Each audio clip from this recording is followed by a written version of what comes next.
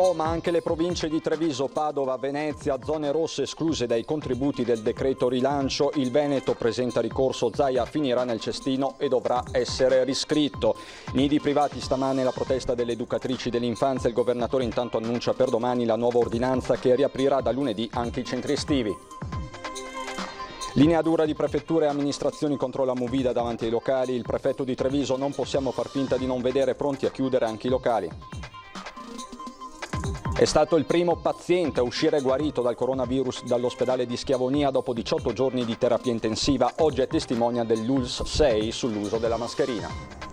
Fondi alle imprese. Nella discussione parlamentare di questa notte il governo ha aumentato gli importi e i tempi di restituzione per il rientro dal credito e per l'accesso al credito garantito dallo Stato. Basta l'autocertificazione. 3 morti in altrettanti incidenti stradali oggi sulle strade del Veneto. A Treviso e Sedico perdono la vita 2 motociclisti. Nel Vicentino donna muore travolta da un'auto. Election day per comunali, regionali e referendum. Nuova ipotesi del governo per tornare alle urne a settembre. Si potrebbe votare la domenica e il lunedì. Bentrovati telespettatori di Antenna 3 Nord-Est per l'edizione regionale dei nostri telegiornali. In apertura la contabilità del contagio. Va detto che siamo ancora in attesa della seconda tabella di giornata, ma quella che vi stiamo mostrando, il primo report, dà dei numeri molto interessanti, molto rassicuranti. Tutti di fatto sono in rallentamento. Sono stati soltanto 8 infatti i nuovi casi di positività al Covid in tutto il Veneto nelle ultime 24 ore. Una curiosità statistica rispetto al bollettino di ieri sera: per effetto della verifica sui tamponi inizialmente positivi ma dubbi che poi vengono ripetuti, il dato dei positivi totali di stamane, di questa mattina, è stato addirittura inferiore di 2 unità rispetto a quello di ieri sera. Questo è un dato assolutamente da sottolineare, che infonde fiducia, ma per l'appunto siamo in attesa del secondo report di giornata. Comunque c'è ancora preoccupazione, soprattutto per la movida dei giovani. Di questo ha parlato oggi il governatore Zaia, che è tornato anche sul progetto di uno Schengen sanitario, e poi il ricorso del Veneto contro il DL che esclude le zone rosse della regione dai fondi stanziati dall'ultimo decreto dell'esecutivo. Ma sentiamo Zaia. C'è questo clima di festa, di liberi tutti, ce la faremo, non c'è più, ce l'abbiamo già fatta e roba del genere. Noi siamo preoccupati perché il rischio di reinfezione è alto.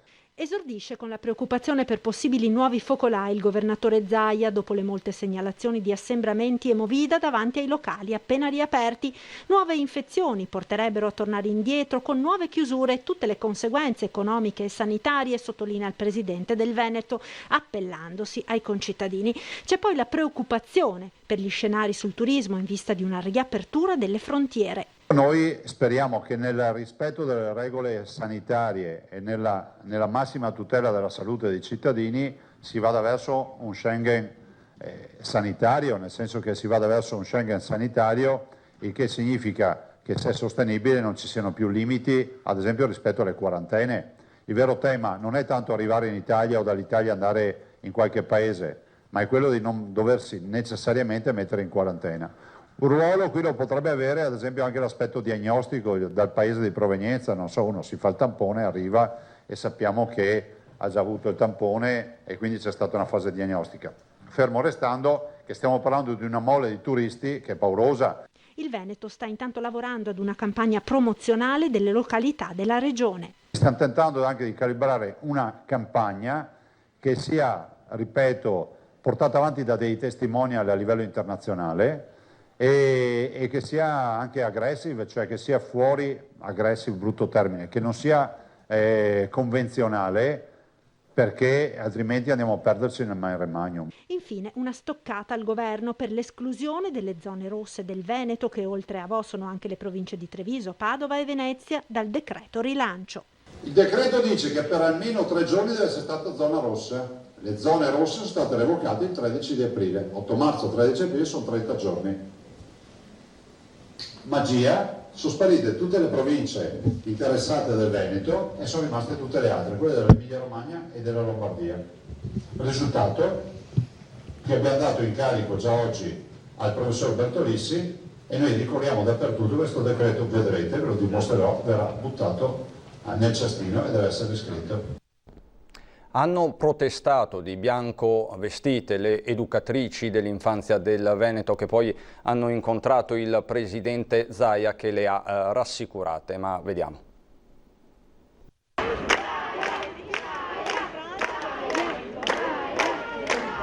Protestano le educatrici dei nidi privati e dei nidi in famiglia. Noi nessuno ci ha nominato, dal 3 ai 14 anni c'è in previsione i centri estivi, ma 0-3 è come se non esistessimo. Noi siamo vestite di bianco per dichiarare questo, sentirci invisibili. Il presidio è davanti alla sede dell'unità di crisi della Protezione Civile del Veneto. Prima reclamavano a gran voce verso il famoso balcone al primo piano che si trova sopra di noi l'arrivo del governatore Luca Zaia. E dopo un po' a sorpresa il presidente Zaia arriva e annuncia pronta la nuova ordinanza regionale con cui spera di far ripartire l'attività privata per l'infanzia già da lunedì prossimo. Però insomma è sotto osservazione la vostra roba. Grazie, ma tutti, anche i bambini hanno bisogno di tornare a scuola. Chiaro. Chiaro. Voi di che provincia siete? Siamo piccoli ma siamo il futuro, perché dimenticate, insomma, educatrici ma anche mamme. Quanti anni hanno i vostri bambini? 7 e 2 anni, 11, 9 e 5, 5 e 2. Ecco, adesso c'è il problema di come gestirli, no? Sì, certo, dobbiamo aspettare appunto che questi centri estivi, sia per i più grandi, partano, ma bisogna anche capire chi si prende la responsabilità e comunque capire anche le linee guida. Vogliamo sapere se anche noi potremo essere dentro questi nuovi servizi che dovranno partire, se dobbiamo aprire dei centri estivi, se dobbiamo fare dei cambiamenti, e lo vogliono le nostre famiglie, lo vogliono i nostri bambini. Abbiamo tutti bisogno soprattutto di risposte. E poi non dimentichiamoci dei bambini, perché comunque sono a casa da tantissimo tempo, hanno bisogno di socializzazione, di socialità, di stare assieme agli altri bambini in situazioni il più possibile protette. E di centri estivi, asili e non solo ha parlato anche l'assessore Lanzarin. Raggruppati tutti i soggetti che si occupano delle fasce d'età 0-17, la Regione ha già pronto il piano per la ripartenza. Perché noi usciremo con un provvedimento che non è più solo 06 ma 017, quindi includendo tutta la parte di prima infanzia e tutta la parte poi dei centri estivi, fattorie didattiche, tutto quello insomma fino ai 17 anni. Il documento è stato oggetto di discussione ieri, di presentazione nel comitato tecnico che abbiamo detto si è costituito a livello di conferenza di regioni, che vede 5 regioni e il Veneto è coordinatore con la dottoressa Russo, la prevenzione. Le altre regioni sono Emilia, Lombardia, Toscana e Campania. A breve il nuovo incontro, perché sono le stesse regioni che stanno preparando le linee guida per attrezzature, parchi giochi, parchi divertimento, centri sociali. Documento che trae spunto dalle linee guida nazionali del Ministero per la Famiglia e che nella riapertura non prevederà alcuna autorizzazione comunale, viste quelle già preesistenti, ma, e questo è importante, in materia di anticontagio richiamerà a un patto di responsabilità sulla sorveglianza dei bimbi. Poi vedremo strada facendo l'evoluzione epidemiologica rispetto anche ai rapporti che sicuramente sono, lo sappiamo, penalizzanti, quindi rispetto operatore bambino per le fasce di età e quant'altro. Altro fronte è quello della lotta contro la movida sfrenata, così il prefetto di Treviso ai nostri microfoni.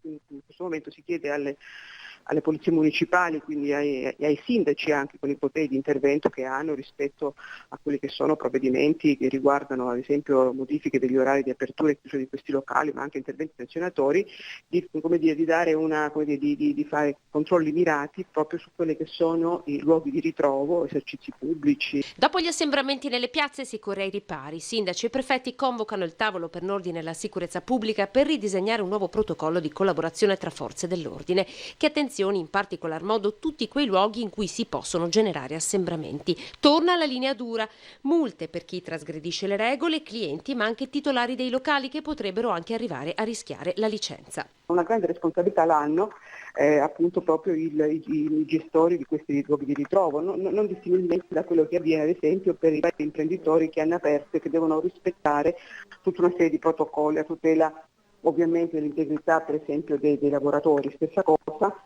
vale ovviamente per questi esercizi, quindi sicuramente avranno fatte delle multe, sicuramente ci sono anche delle sanzioni abbastanza importanti e ci sono anche provvedimenti anche di chiusura dell'esercizio. Meno attenzioni concentrate sugli spostamenti sul territorio, siamo sostanzialmente più liberi ora, ma più controlli invece in bar e ristoranti con una precisa responsabilità anche dei gestori. Certamente non si può chiedere alle forze dell'ordine di non vedere quello che capita. Una responsabilità che già ieri sera ha fatto chiudere in anticipo il Club 27 locale di Castelfranco Veneto, con un posto duro nei confronti di alcuni avventori, correlato dall'immagine di un cartello chiuso per ignoranza, destinato a diventare il simbolo di una battaglia per la sopravvivenza che anche i titolari dei pubblici esercizi stanno affrontando. Oggi e solo per oggi decidiamo di chiudere anticipatamente, si legge nel post, con l'intento di dare un segnale chiaro che in una situazione come quelle che tutti stiamo vivendo è necessario cercare di rispettare le regole di un vivere civile e rispettare tutte quelle attività come la nostra che sono direttamente responsabili di gestire al meglio questo momento. Così a Treviso, mentre vediamo cosa sta succedendo a Vicenza, dove il sindaco annuncia un'ordinanza.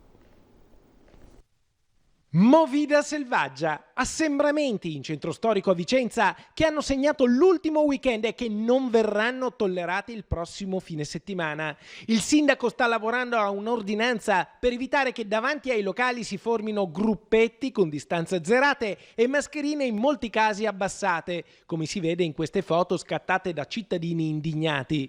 Ma gli stessi gestori di bar e ristoranti sono preoccupati. Nessuno si può permettere il lusso di un altro lockdown per colpa di chi non rispetta le regole. Sarebbe un danno sanitario, sociale ed economico che verrebbe pagato da tutti i cittadini e le attività produttive. Tutti sono ben consci, tutti gli operatori commerciali, i baristi, i ristoratori, che un nuovo lockdown sarebbe un colpo mortale per le loro attività e quindi, preoccupati di questo, condividono la necessità di intervenire per evitare gli assembramenti e quindi lavoreremo insieme a un provvedimento che possa aiutare in questa direzione a salvaguardare l'attività, a salvaguardare le persone dal ritorno del coronavirus. Il sindaco domattina porterà la questione anche sul tavolo del Comitato per l'Ordine e la Sicurezza con il prefetto e il questore. L'idea è quella di un'ordinanza che già nel prossimo weekend incentivi il consumo delle bevande in maniera corretta all'interno dei locali oppure nei plateatici, ai tavolini e negli spazi consentiti nel rispetto delle distanze di sicurezza, evitando il caos di chi consuma seduto per terra o di chi resta in piedi disordinatamente, come sta avvenendo in alcuni casi in questi giorni. I provvedimenti dovrebbero entrare in vigore nei prossimi giorni, stiamo valutando le modalità, naturalmente sarà importante stabilire delle regole che consentano il distanziamento sociale e l'uso della mascherina. Questi sono i due pilastri di un provvedimento che stiamo valutando ma non abbiamo ancora deciso nel merito. E per noi adesso c'è la pubblicità. A dopo.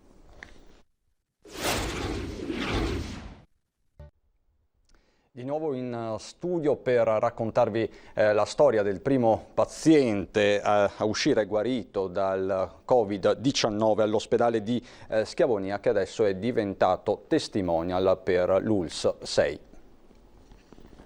Nulla ci toglie di andare fuori, nulla ci toglie di andare a fare lo spritz, nulla ci toglie di andare al ristorante, però dobbiamo convivere con la mascherina. La mascherina è quella che ci salva la vita. La mascherina salva la vita. Parola di Graziano Ruzza, 53 anni, il primo paziente Covid-19 uscito vivo dalla rianimazione di Schiavonia dopo 18 giorni di terapia intensiva tra la vita e la morte. L'artigiano di Agna deve tanto alla vita, dice, e alla sanità veneta in particolare. Dopo una polmonite ricorda prima l'atrocità della cura con il casco, poi il trasferimento in rianimazione durato 15 minuti. Sul quarto d'ora che ti trasferiscono dal reparto di terapia intensiva ti passa davanti 50 anni della tua vita. Pensi disperato alla famiglia, dice Ruzza, vedi gli occhi dei sanitari che ti incoraggiano, ma tu sai che sei vicino al limite della vita. La mia testimonianza è che non dobbiamo sottovalutare questa cosa. Io ho imparato a vivere e convivere con la mascherina e i guanti e invito a tutti, nonostante gli sforzi fatti fino adesso, di cercare di farli, anche per rispetto della sanità, perché la sanità in questo momento ha investito molto per noi persone che siamo state infettate dal virus. Ricorda commosso l'affetto ricevuto dal personale medico durante tutto il periodo di permanenza a Schiavonia, l'applauso di medici e infermieri il giorno dell'uscita dall'ospedale, cose indimenticabili. Hanno anche la forza di scherzare, di dirti stavi morendo però ti abbiamo salvato dicendo eri un baco da seta e sei diventato farfalla, e sappiamo tutti che non tutti i bachi da seta diventano farfalle. C'è poi tutta la questione economica legata all'emergenza con le novità di giornata del decreto rilancio che ci sono state spiegate oggi dal sottosegretario all'economia Baretta. Le aziende possono scegliere tra due novità che valuteranno sulla base delle loro esigenze. Se prendono i 25.000 euro, ma anche quelle che le hanno già prese hanno diritto a questo, se hanno preso o prendono i 25.000 euro li possono aumentare sino a 30 e possono restituirli in 10 anni. Se invece preferiscono la garanzia dell'80% fino a 800.000 euro, a quel punto la restituzione può arrivare in un tempo lungo, addirittura fino a 30 anni. Sono due novità importanti, molto richieste dalle imprese, che abbiamo introdotto assieme a un'autocertificazione che risolve quindi molte delle questioni burocratiche che abbiamo visto essere un impedimento in queste prime settimane per l'erogazione dei crediti. E la cronaca ci porta sulla strada noalese nei pressi di Treviso, dove ha perso la vita un motociclista.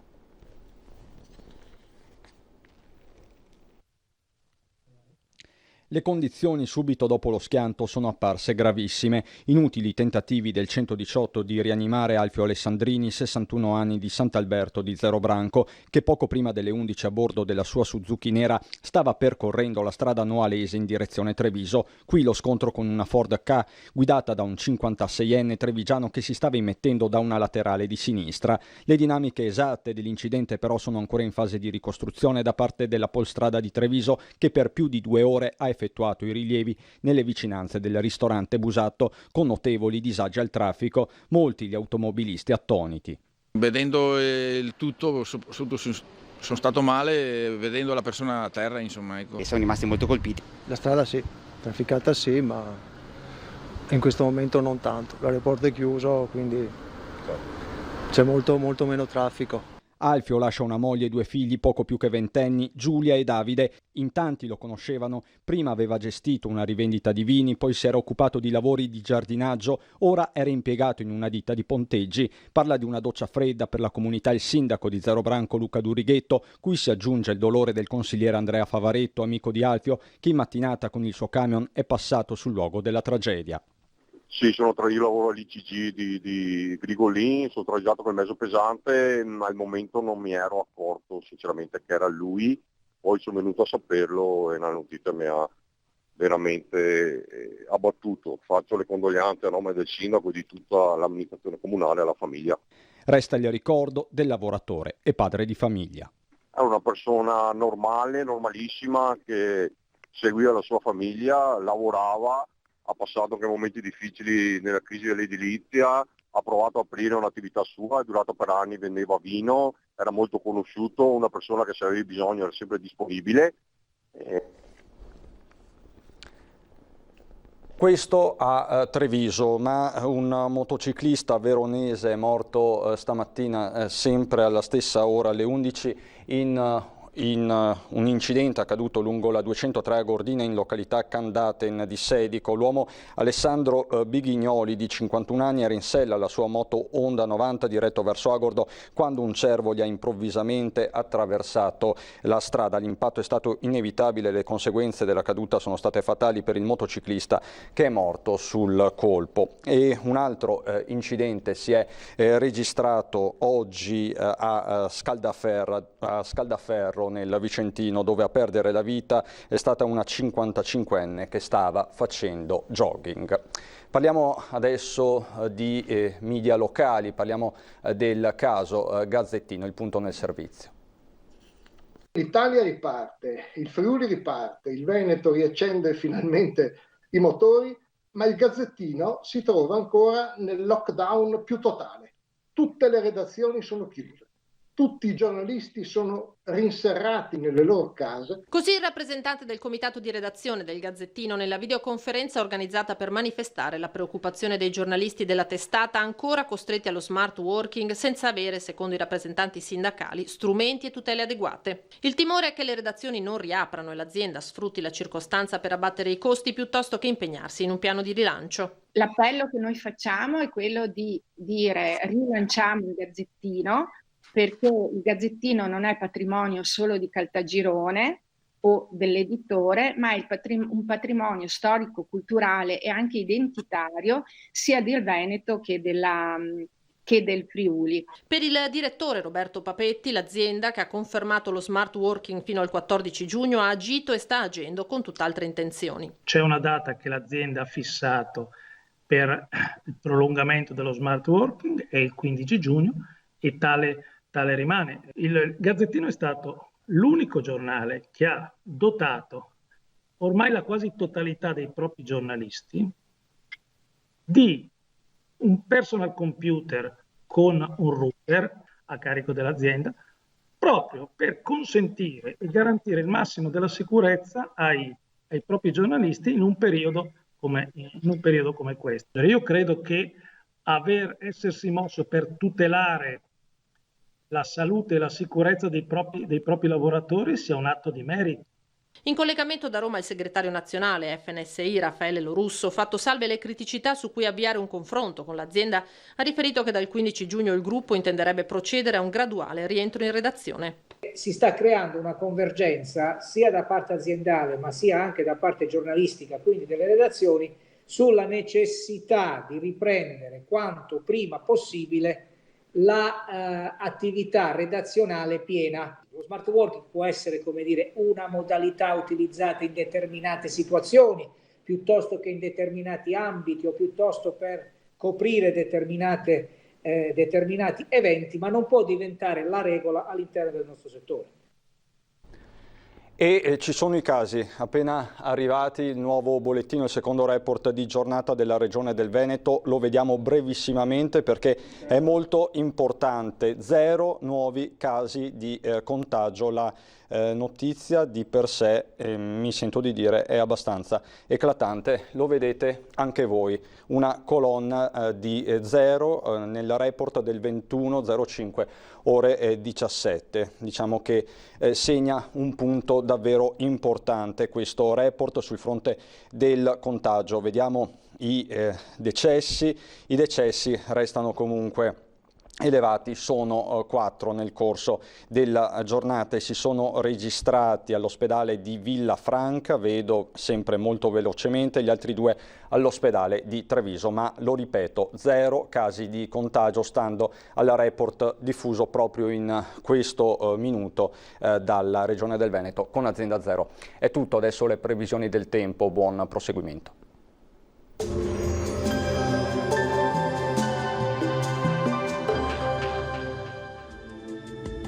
Benvenuti al Meteo. È sempre l'alta pressione a comandare il tempo sul nostro territorio. Vediamo insieme il dettaglio di venerdì 22 maggio. Sul Veneto sarà ampiamente soleggiato, avremo infatti generali condizioni dunque di bel tempo con cielo sereno o al massimo poco nuvoloso. Non sono attese precipitazioni degne di nota. Temperature minime tra 13 e 16 gradi, valori massimi oscillanti invece tra i 21 e i 26 gradi. Stessa situazione anche sul Friuli Venezia Giulia con la presenza del sole ovunque e anche qui non sono previste piogge. Temperature minime fino a 16 gradi, massime invece tra i 22 e i 23 gradi. E ci spostiamo infine sul Trentino Alto Adige dove non cambia lo scenario con tanto sole ovunque con cielo al massimo poco nuvoloso. Temperature minime sui 14-15 gradi, massime invece fino a 26 gradi. Dal meteo di Antena 3 per ora è tutto, grazie per l'attenzione e arrivederci al prossimo aggiornamento.